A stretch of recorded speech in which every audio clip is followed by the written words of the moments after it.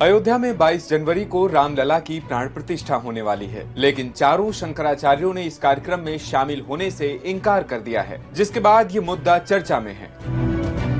आज स्पॉटलाइट में जानेंगे शंकराचार्य कौन होते हैं, हिंदू धर्म में इनका महत्व और इनके प्राण प्रतिष्ठा कार्यक्रम में शामिल ना होने की वजह क्या है। मैंने कहा ना, शंकराचार्य के पद की प्रतिष्ठा है, मर्यादा है, यहाँ अहंकार की बात नहीं है। शंकराचार्य एक ऐसी उपाधि जिसकी शुरुआत 8वीं सदी के बाद हुई।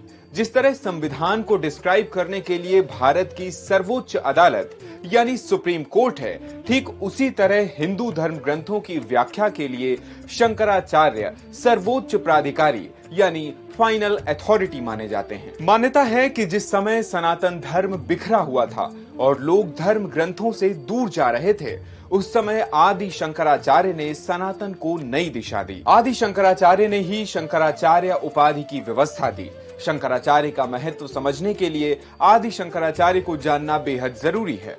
भारत में जब बौद्ध और जैन धर्म का प्रभाव बढ़ता जा रहा था, तब 788 ईस्वी में वैशाख महीने में केरल के कालड़ी गांव में बालक शंकर का जन्म हुआ, जिन्हें बाद में आदि शंकराचार्य और जगत गुरु कहा गया। उनका जीवन महज 32 साल का था, लेकिन हिंदू धर्म के प्रसार में उनका प्रभाव बहुत बड़ा था। लोगों ने उन्हें भगवान शिव का अवतार भी कहा। माना जाता है कि 16 साल की उम्र में उन्हें चारों वेद याद हो चुके थे।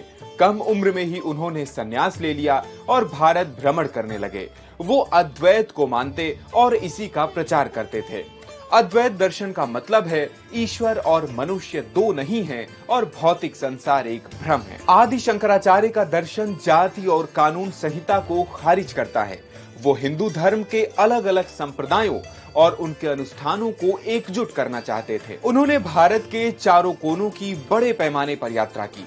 अपनी शिक्षा और दर्शन को आगे बढ़ाने के लिए चारों दिशाओं में 4 मठ स्थापित किए। उत्तर में बद्रिकाश्रम में ज्योतिर्पीठ, पश्चिम में द्वारिका में शारदा पीठ, दक्षिण में रामेश्वरम में श्रृंगेरी पीठ और पूर्व दिशा में जगन्नाथपुरी में गोवर्धन पीठ। इन मठों में शंकराचार्यों की नियुक्ति होती है, जो आदि शंकराचार्य की शिक्षाओं और धर्म ग्रंथों को संरक्षित करते हैं। इस समय स्वामी निश्चलानंद सरस्वती गोवर्धन मठ के, स्वामी अभिमुक्तेश्वरानंद सरस्वती ज्योतिर्मठ के, स्वामी भारती तीर्थ श्रृंगेरी पीठ के और स्वामी सदानंद सरस्वती द्वारका पीठ के शंकराचार्य हैं। शंकराचार्य बनने के लिए सन्यासी होना जरूरी है।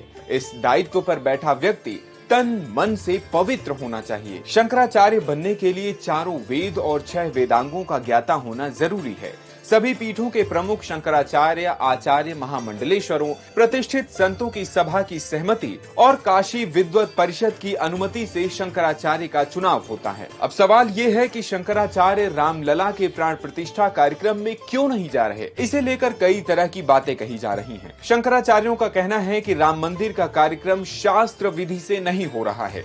ज्योतिर्मठ के शंकराचार्य अभिमुक्तेश्वरानंद का कहना है कि मंदिर का निर्माण अभी अधूरा है, इसलिए प्राण प्रतिष्ठा कार्यक्रम में जल्दबाजी नहीं होनी चाहिए। मंदिर निर्माण पूरा होने के बाद ही प्राण प्रतिष्ठा होनी चाहिए। शंकराचार्य होने के नाते हमारा दायित्व है कि हम मार्गदर्शन करें। गोवर्धन मठ पुरी के शंकराचार्य निश्चलानंद सरस्वती ने इस मामले में क्या कहा, वो सुनिए। हमारे लाडले प्यारे प्रधानमंत्री जी मूर्ति का स्पर्श करके उन्हें प्रतिष्ठित करेंगे। गर्भगृह में वो लोग रहेंगे और बाहर ताली बजाते हुए हम शंकराचार्य रहेंगे। यह क्या शास्त्रीय मर्यादा है? सुनिए, सेकुलर शासन तंत्र का अर्थ यह नहीं है कि परंपरा प्राप्त जो शास्त्रीय मर्यादा है उसका उच्छेद कर दें। शंकराचार्यों का कहना है कि अधूरे मंदिर में प्राण प्रतिष्ठा करना शास्त्रों के खिलाफ है, इसलिए वो इसमें शामिल नहीं होंगे। आज स्पॉटलाइट में इतना ही। ऐसी ही और भी वीडियोस के लिए जुड़े रहें दैनिक भास्कर ऐप के साथ।